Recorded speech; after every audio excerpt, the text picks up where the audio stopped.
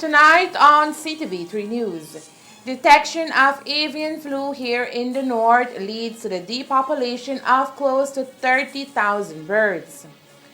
Prime Minister John Brissenden defends government's decision to declare September 19th a one-time public and bank holiday. He also weighs in on high fuel prices.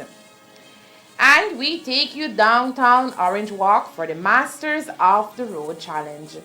These are some of the stories we have for you tonight in our newscast for Thursday, September 15th, 2022.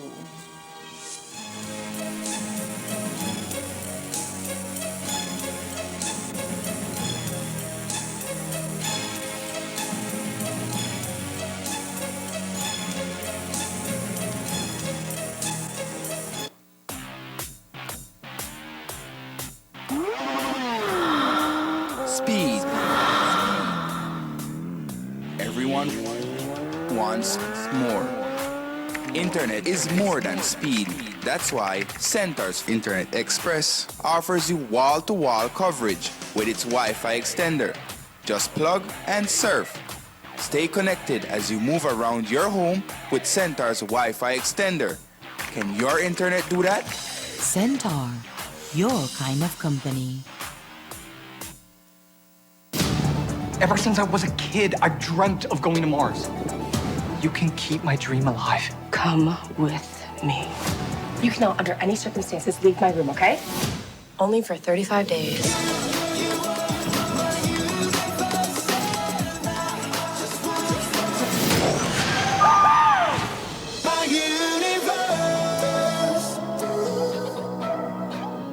Enjoy your favorite HBO original series and movies with Centaur, your kind of company.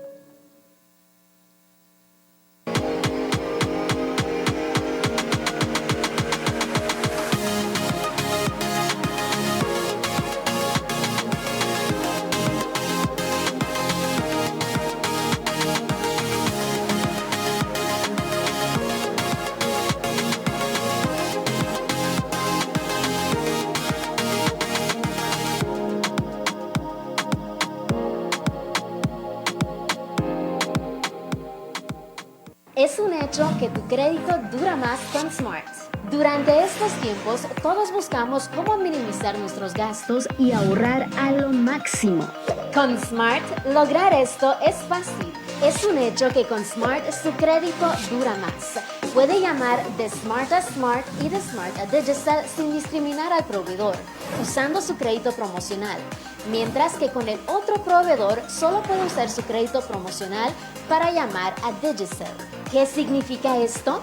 Su crédito promocional, ya que viene gratis al hacer sus recargas en temporadas de Double Ups, le otorga llamadas gratis a cualquier número nacional. Sigue con Smart y ahorra más dólares. I met Alex on the plane. When I woke up in the morning, he was so alive. I think they know you're lying. Enjoy your favorite HBO original series and movies with Centaur, your kind of company. Get her off that stage.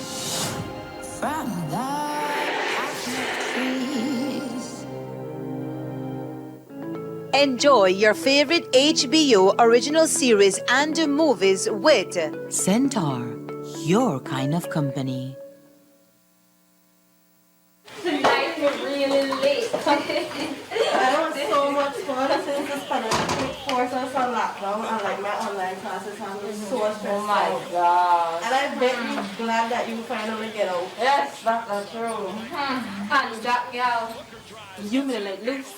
I never did expect that from you. Oh, Melanie. Well defended again by Beverly. Everyone, this is a nice ball. George the drive and the finish. Posting up Marcus Morris. My gosh. Looked like Kobe hit on him real hard. My gosh, Melanie. Now you the top.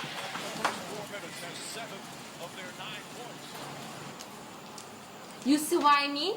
The married life. She can even enjoy her friends like in a peace. Mind your business. Someday you might find a great guy too. Exactly.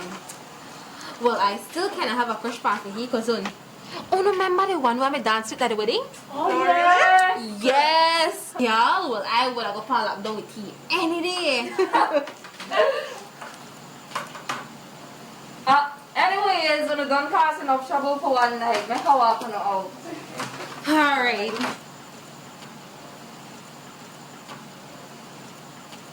Now I believe I have to go to that place at 5 o'clock tomorrow. Bye. Bye.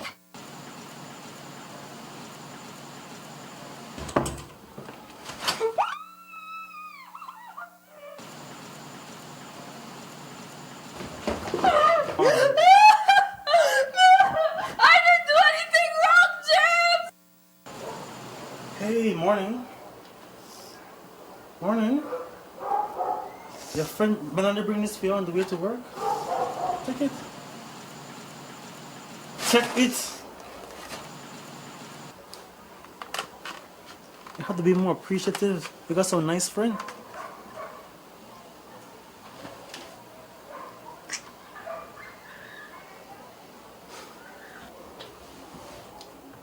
And remember, nothing never happened last night, right? Right?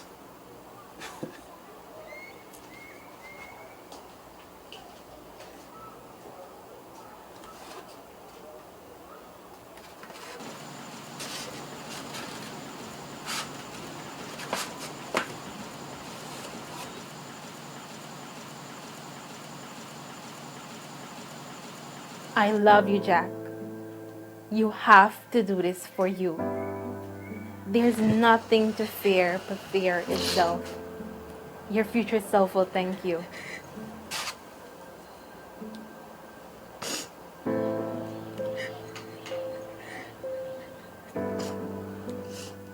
No. I need help. During the COVID-19 pandemic, women and girls were at the highest risk of suffering domestic violence. Domestic violence involves violence between any member of the same household. It can happen to females or males, young or old. However, the evidence has shown that women and girls face the greatest risk.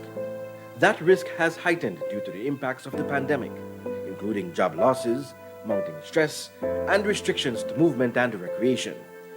We can all help to combat violence against women and girls during the COVID-19 pandemic. Just like Melanie did, you can reach out to someone who is struggling and help them to find a way out. It is never easy, but together we can fight this. Belize will not be safe until its women are safe. Secure Belize.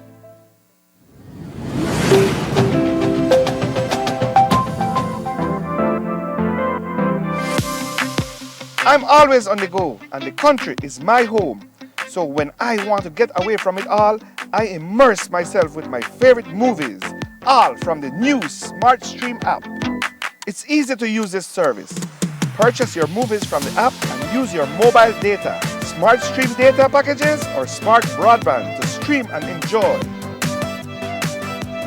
Be like me and stream on the go with Smart Stream.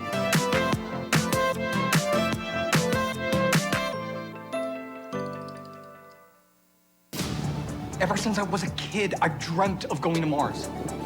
You can keep my dream alive. Come with me. You cannot, under any circumstances, leave my room, okay? Only for 35 days.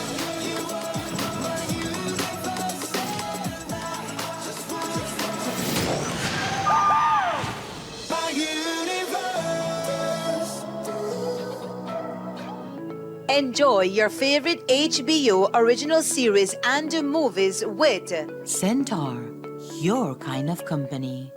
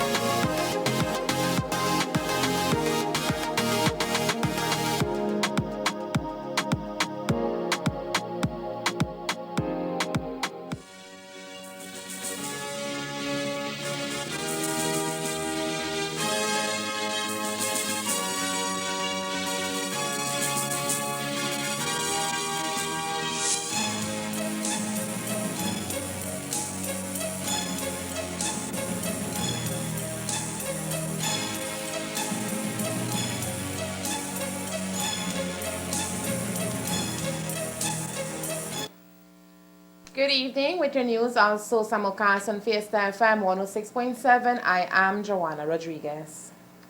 Close to 30,000 birds from 2 farms, one in Blue Creek and one in the community of Shipyard here in Orange Walk, are being depopulated as we speak. This is after the Belize Agriculture Health Authority, BAHA, confirmed late yesterday evening the presence of avian influenza in both farms after results for antibodies returned positive. BAHA has been monitoring the situation for the past 3 weeks after the birds housed on the farm in Blue Creek began experiencing symptoms. On the 9th of September 2022, BAHA received the positive results for avian influenza from the samples, and further testing identified the avian influenza to be of subtype H5. Now that the antibodies have returned positive for the virus, a decision has been made to slaughter all the birds from both farms. BAHA has confirmed the presence of the disease. So this changes the ball game. Previously, we were we were only suspecting that we had the disease, but now we have confirmed it, and so the actions are now more concrete. We met with the producers this morning to let them know and for them to be on board with us how best we can control the disease. And so, like I said, we made some concrete decisions, and so one of them is depopulation. So today, starting today, we are depopulating 24,000 birds in Blue Creek and 4,000 in Shipyard. We had only received the results from the United States, and so we did our in-house testing, and our first in-house testing was the PCR test, and those came back negative. But we expected that it would be negative because time had elapsed. And the virus is not circulating in the live bird anymore, but it is in the environment. So when we tested this, when we did the second test, it was for the antibodies. And yes, it came out positive for antibodies. Now it was during those 2 tests that the minister made mention that we would put the population on hold because the first one was negative, and we were awaiting the second results. And so the minister obviously was advised by us, by myself, that I told him that we would put the depopulation on hold, and that's exactly what he said. Now it has changed because we have detected the antibodies, and so we have confirmed the presence of the disease. As the epidemiological investigation continues, BAHA is looking at linkages between farms as a result of the spread. For now, they have identified a connection between the index farm in Blue Creek and the one in Shipyard. Right now, we're thinking that the spread is because there's what we call an epidemiological link. There's a link between the 2 farms in that they were birds that hatched on the same day. And so we suspect that the infection happened during hatching. Could there be another similar scenario, linkages between the Shipyard farm to other farms or the Blue Creek farm to other farms apart from the one in Shipyard? Are you all looking at that too? Yes, definitely. That is definitely the case where we're doing a study. The investigation is ongoing. We're testing many farms. We're moving samples from up north to our laboratory. We're even thinking about quickly bring up our laboratory to Orange Walk, which will be more efficient. Apart from depopulation, other measures, including movement control of live birds, eggs, and litter, have been set in place to avoid the spread of the virus. We will also implement other measures such as movement control. We will not allow live birds to move out of these 2 infected areas. Live bird is where there is more risk of spreading the disease, and at this time we do not know the extension or the extent of the disease. as we go along, as the situation evolves, and we know what is the extent of the disease, we could change measures. And so currently we're putting some stringent measures. We're depopulating, and we will not allow live birds to move. The processed birds will be tested prior to arriving at the slaughtering facility, and if they are negative, then they will be allowed to slaughter. I like how you're using the word restriction. It's not prohibition, okay? Right. So trade still continues, but with restriction. In other words, processed birds will move because they would have tested negative. Okay. And it all depends on the extent of the disease that we might change or make the restrictions tighter or loosen up the restrictions. So, as the case evolves, we will change our measures. How long do we expect this restriction to be in place in the community of Blue Creek, and is the restriction even applied to the community of Shipyard now, or only to that particular farm? Well, we have some experience in dealing with avian influenza. The last incident was in Spanish Lookout, and it lasted 6 months. It lasted 6 months. So we have that experience, but this event could be different, and in this point in time, we do not know. We do not know, but we have prepared for 6 months. But despite these restrictions, Miguel De Paz, Baja's Director of Animal Health Department, is today reassuring the public that the poultry, meat, and eggs on the local market are safe for human consumption, and will continue to implement the right safety protocols to ensure this continued safety. There are many subtypes of avian influenza. However, they are mostly bird disease. It's a bird disease. However, it has the potential to move to humans, but not very few of the subtypes. Very few. Just to give you an idea, there's over 144 subtypes. And it's only about 6 subtypes that are known to be able to move to humans. And the way they move is if you have direct contact with the bird, direct constant contact with birds, or exposed for long period of time to contaminated surfaces, for example. So it's not a transmission that happens through consumption of poultry products. That's not the way how humans are infected, and so we are educating the public in that it is safe to consume poultry and poultry meat and eggs.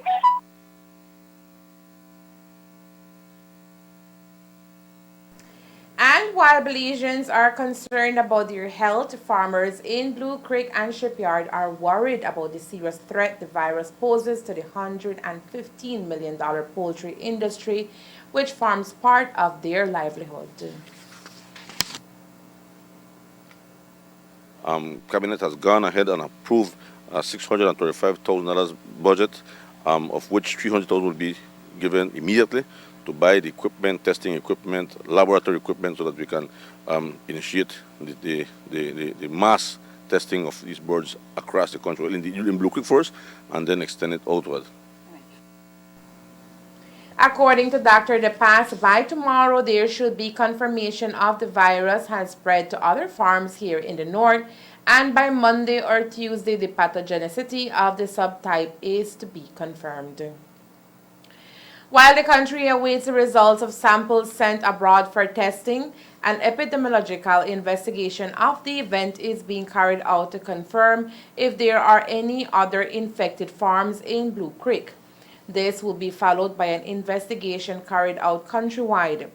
For this to happen, Cabinet has approved a budget of more than $500,000. Fuel prices across Belize remain high despite government putting a cap on the price of regular and diesel.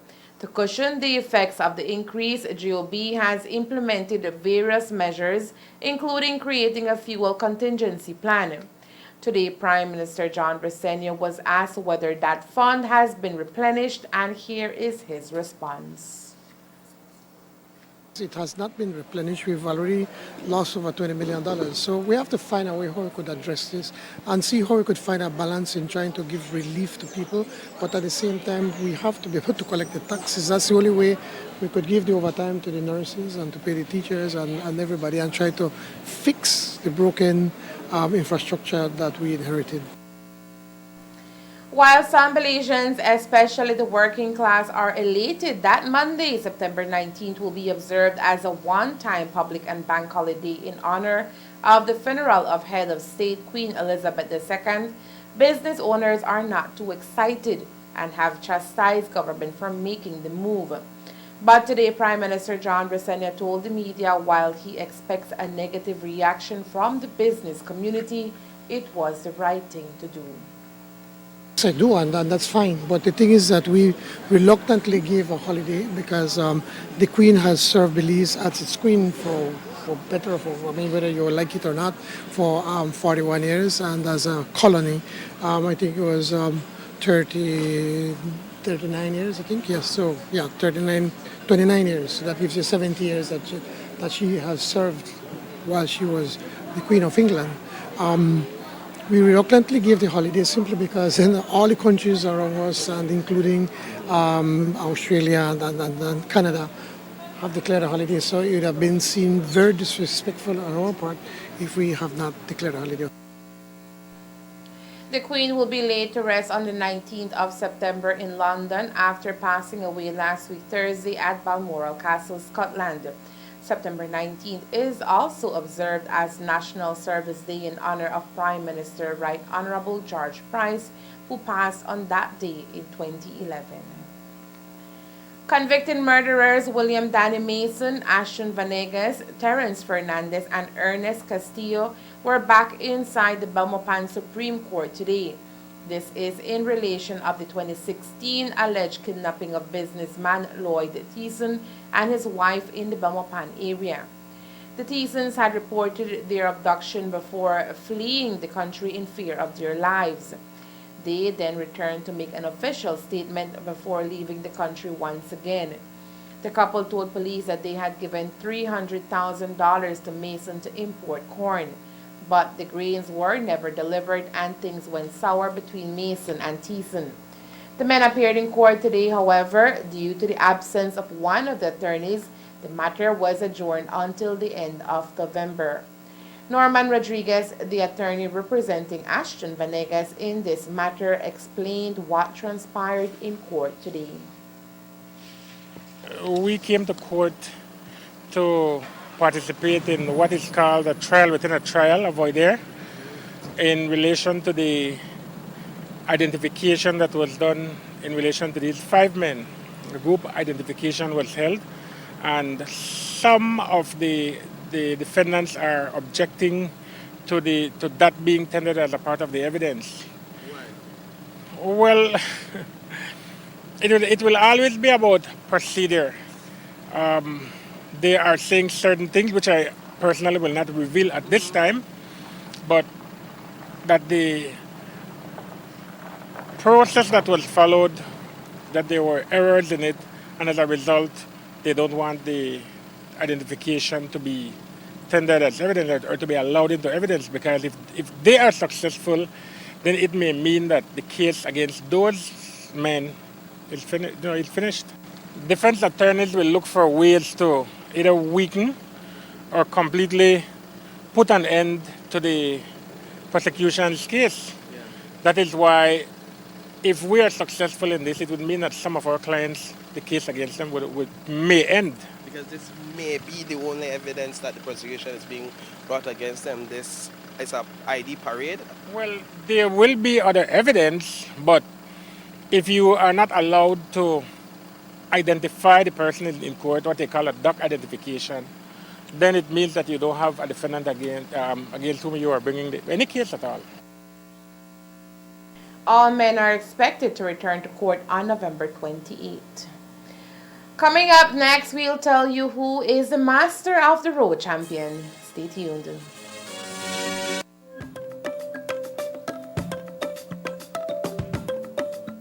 What is Amnesty 2022? An opportunity for undocumented immigrants living in Belize. Belize wants to help you to live freely and continue contributing to those communities you and your family now call home by offering a pathway to permanent residency. Why should you apply? In doing so, you remove barriers and reduce the difficulties faced living as an undocumented immigrant. Applying is easy. Go online to www.immigration.gov.bz for more information. Find out if you qualify, how to apply, what documents you need, and how to book your appointment. Be prepared. The registration period will be from the 2nd of August to the 30th of November 2022. Belize Amnesty 2022. Let's continue to build Belize together.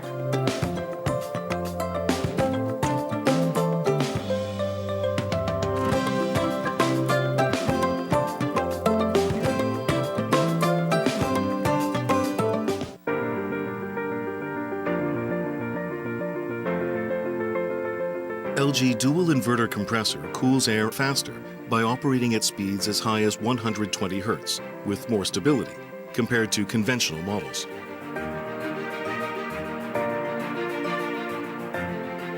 It also saves up to 70% more energy by operating at speeds as low as 10 Hz with more stability.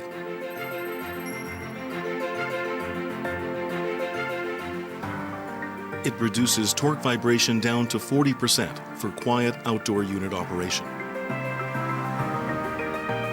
Stable operation with low vibrations also results in increased durability. Connect, browse, and win with Centaur's September sweepstake. Every customer that updates their account to the month of September enters the sweepstake to win $3,000 cash. That's $3,000 for each branch. Make your summer more epic by becoming a lucky winner of Centaur's $3,000 September sweepstake. Prizes to be drawn on October 7th on the Despierta Belize Morning Show. Centaur's September sweepstake. Get in it to win it. For the past 4 days, the National Emergency Management Organization, NEMO, here in Orange Walk has been hosting a series of training sessions in collaboration with the Orange Walk Fire Department on the importance and proper use of fire extinguishers.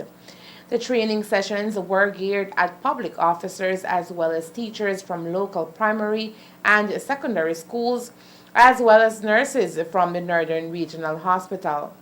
Today, our news team stopped by the NEMO office where District Coordinator for NEMO Orange Walk, Juan Leiva, told us more about the sessions, which focus on the importance of fire extinguishers as the first line of defense in the event of a fire. We started the trainings on the adequate use or appropriate use of fire extinguishers thanks to the collaboration of the fire department. We believe that it's a very important training, and we wanted to target the government offices, the high schools, and the primary schools as well, no? Because it's a very important component of safety.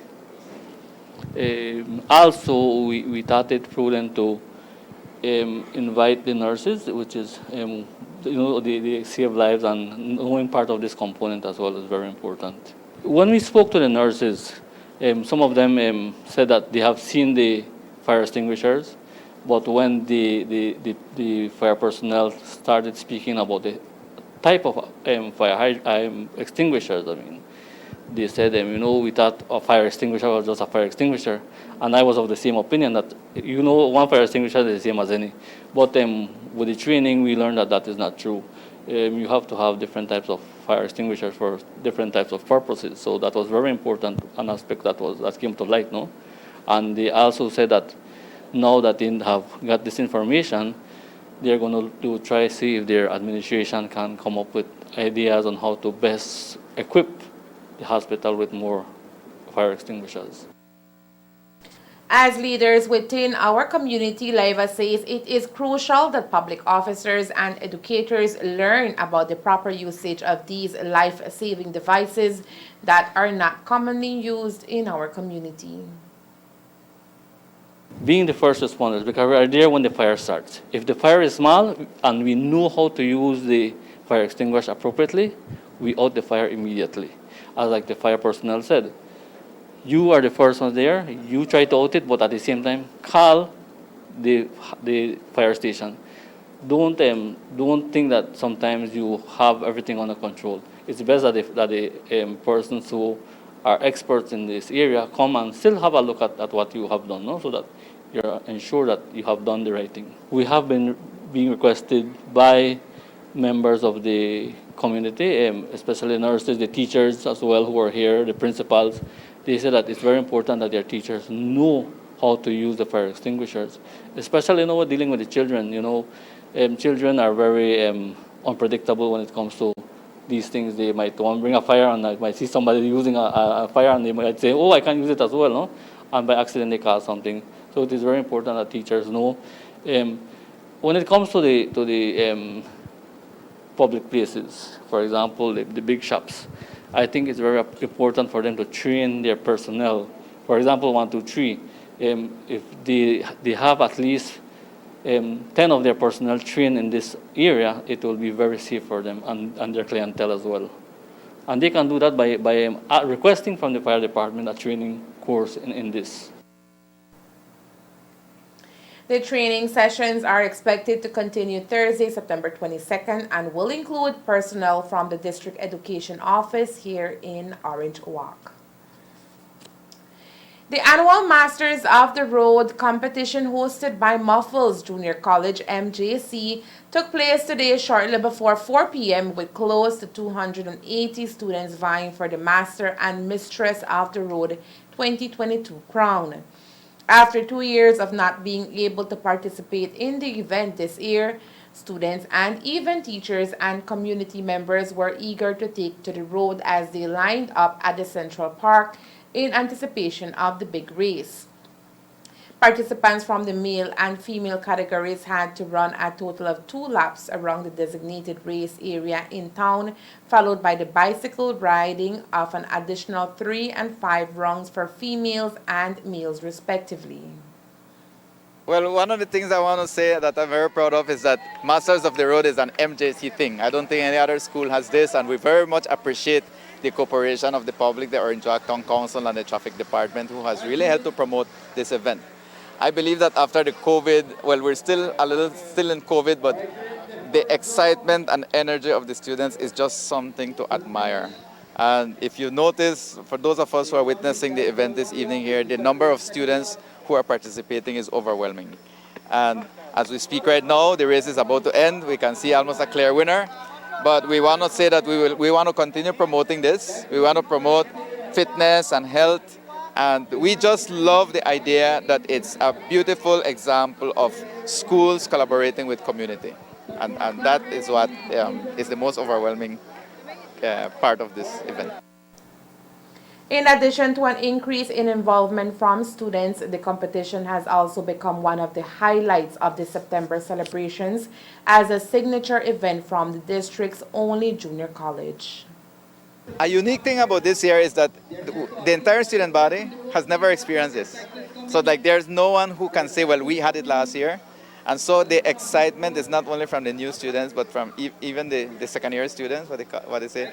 And they definitely are looking forward to interaction. If anything, the COVID times prove to us that human interaction is so important. And we can see that by the number of students who have signed up to participate.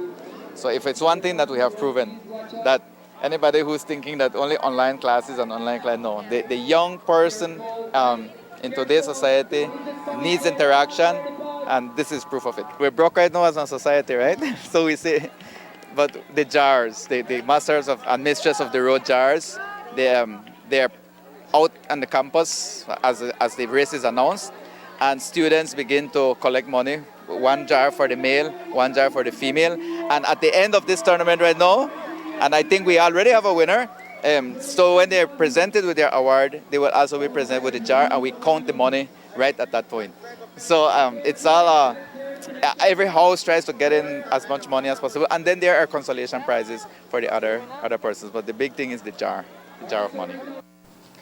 This year's winners were Armando Tree in the male category and Judith Rendon for the females.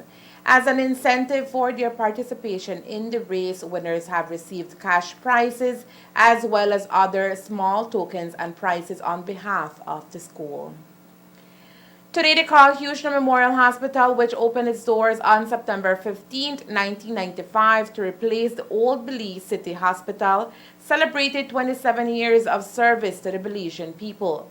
The hospital was named in honor of Dr. Carl Hughesner, who gave over 6 decades of service in the medical field to the country. As the country's only referral institution, its workload has increased over the years, and then services to fulfill the demands of an ever-growing population was put to the test during the height of the COVID-19 pandemic. Today, as the hard-working medical professionals celebrated the 27th anniversary of the hospital, Prime Minister John Briceño had nothing but praises for them. The dedication that the staff, the nurses, the doctors, even the cleaners, the people that fix up, the maintenance, everybody, all of them. There are so many moving parts that make Carl Hughesner Memorial Hospital, the KHMH, a success, and to have daily miracles in this place. It is our Lord, one, but secondly, because we have probably approximately 700 Belizeans working here every single day. It's of dedication, as we say, of blood, sweat, and tears, and love for what they do. So you mentioned that during your speech that the hospital itself needs to be improved and that you're looking into it. Can you tell us about some of the aspects that you're looking into? Well, certainly we know that the building itself, we have problems with it. The last time it was cracking and they tried to fix it. So we have to see how we can fix that. We're looking at what are the long plans for Carl Hughesner. Do we have to build another hospital in another part of the city? As it is, we're looking at how we can build another tertiary institution in Babapan. What is happening is that Carl Hughesner is bursting at its seams because everybody comes here. So we have to share the work and not depend solely on only one institution. God forbid a hurricane hits Belize City. This is the only real tertiary institution that we have as a country, then we're going to be in trouble. So we have to think long term, and we have to see how we can continue to build on what we have to serve our people best. Prime Minister Honorable John Briceño said that it is the staff of the KHMH that deserve all the praise for the successes at KHMH. Friday, September 16th marks another much anticipated event leading up to the Grand Independence Day celebration here in Orange Oak Town. After 2 years of COVID-19 lockdowns and restrictions, the annual Children's Rally is back in full swing and promises to be jam-packed with entertainment for the entire family. After 2 years of not participating in the annual event, District Education Officer for Orange Walk, Carla Alvarez, says students, teachers, and parents alike are excited to once more be able to showcase their patriotism as we celebrate Belize at 41 under this year's theme, Valiant and Bold, Proud and Strong, Belize rebounds at 41. I think we can expect a really well-organized event. As you know, the Ministry of Education collaborates, or District Center collaborates with the Town Council. And I must say kudos to the Orange Walk Town Council because they are not only helping us financially with, organizing the parade and everything, but also with, certain logistics to the parade. So we're going to have the participation of about 15 schools. That is the town schools that we have here in Orange Walk Town, and also all the high schools, and the junior college also participates. For the high schools, almost all the high schools will send their entire student population. There's only one high school that will only send a delegation, right? So the high schools, I know, are preparing a lot. They're going to have their majorettes, their pom-pom girls. I think one school told me they're going to have flag girls, whatever that is. And then we have the schools also having, some of them, their box. They're going to have like small floats, right? One of the things that we probably won't see this year is the very big floats, like, you know, the big trailers, which we think is fine and probably safer than, I mean, because, you know, you have children on these floats, right? For the most part, or you have the box and a couple of students and so on. So yes, it's going to be grand. I think that it's a much anticipated event because for the past 2 years there has been no parade, so the schools are excited. They are preparing. Some of the schools are not sending their entire student population, but in those cases, they are going to have an event with those students who will not parade at the school. While this year's event is expected to be a little different with less students participating, Alvarez says Orange Wakeños can expect a great showing. We're very excited about the opening ceremony because our very own Prime Minister will be the guest speaker, so he will give the main address. Also another highlight, and this is what we've done in past years, and of course, you know, with the passing of the years, I think we polish it a bit more and we make it a bit grander, you know, a bit more spectacular. We are going to have the inspection of the guard being done by the Prime Minister of Belize. And of course, the BDF cadets will be the ones who will do the raising of the flag.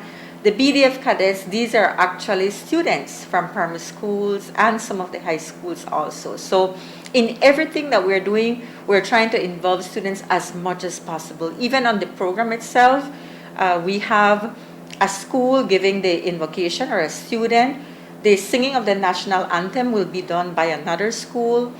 The vote of thanks will be done by another school, right? So it's just the mayor that will give us the welcome remarks, and then the Prime Minister will be the guest speaker.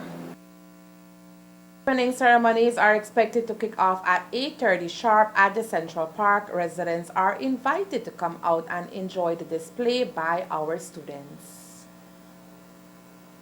I want to invite all Orange Wakeños and even people who are not from Orange Wak. And I must say, I need to big up Ctv3 because they will do a live broadcast. As far as I know, it's going to be on YouTube, Facebook, and I think also on television also, right? So Orange Wakeños, and not only Orange Wakeños, but as far as this broadcast will extend, you know, are invited to view that. If you cannot join us here in Orange Wak, you can always join us on one of those social media platforms. Who are unable to make it out of Friday for the school rally, you can tune in to any of our social media pages or on Channel 53 of Centaur Cable Network, where the event will be aired live. Belize's twin economic pillars, agriculture and tourism, is to receive a much-needed boost with the approval of $15 million in loan funds and up to $800,000 in grant funding from the Inter-American Development Bank, IDB. The $15 million funding comes under the Sustainable and Inclusive Belize project and is intended to assist in addressing the major challenges faced by both the agriculture and tourism sector that undermine their competitiveness and sustainability. The project, which seeks to bolster revenue from agriculture and tourism, will focus on boosting the competitiveness, climate resilience, and environmental sustainability of micro, small, and medium-sized enterprises in both sectors. According to an IDB press release, the loan will support sustainable tourism business plans for approximately 200 micro, small, and medium-sized enterprises, with a particular emphasis on those working to reduce impacts on the environment, improve climate resilience, and foster digitalization and innovation. At the same time, it will target around 1,500 small farmers from low-income families that are under severe pressure from climate change to drive profitable, sustainable, and climate-resilient farming systems. The funds will be used to provide gender and culturally sensitive technical assistance to farmers to encourage good environmental practices in agriculture. Farmers will also be given financial aid by vouchers for support from technical advisors on executing their farm plans with inputs, equipment, etc. Additionally, the loan will fund work to design and implement green business plans for around 40 groups of farmers, cooperatives, associations, and 80 micro, small, and medium-sized enterprises, around 1,300 producers, and provide financial support for sustainable technologies for about half of them. The plans will also include investments to improve market access for these businesses, said the IDB in its press release. The IDB loan will benefit small farmers, members of agricultural associations, and owners and employees of micro, small, and medium-sized enterprises in agriculture and tourism throughout the country. The funding will also target women, indigenous peoples, people of African descent, and migrants. Following the devastating effects of COVID-19, Belize's economy is on the rebound, with GDP growing by 12.5% in 2021 and is projected to grow another 6.5% in 2022. The IDB notes that despite this rebound in growth, Belize must navigate lingering uncertainty and risk from the ongoing health crisis, the frequency of natural disasters, and rising inflation. The IDB press release also highlighted that this loan is in alignment with IDB's Vision 2025, which is the IDB Group's roadmap to recovery and inclusive growth in Latin America and the Caribbean. The vision's priorities include support for small and medium enterprises, digital transformation, gender equality, regional integration, and the fight against climate change. And that's the news. We invite you to join us for another newscast on Friday, September 16th here on Ctv3 and Fiesta FM 106.7. Remember that to read a text version of the news, you can visit our website at ctv3belizenews.com. You can also log on to our Facebook page for current stories at facebook.com/ctv3belizenews or our YouTube channel at Ctv3 News BZ. Remember to wash your hands and remain safe. From all of us here at Ctv3 News, thank you for watching and listening. Good night.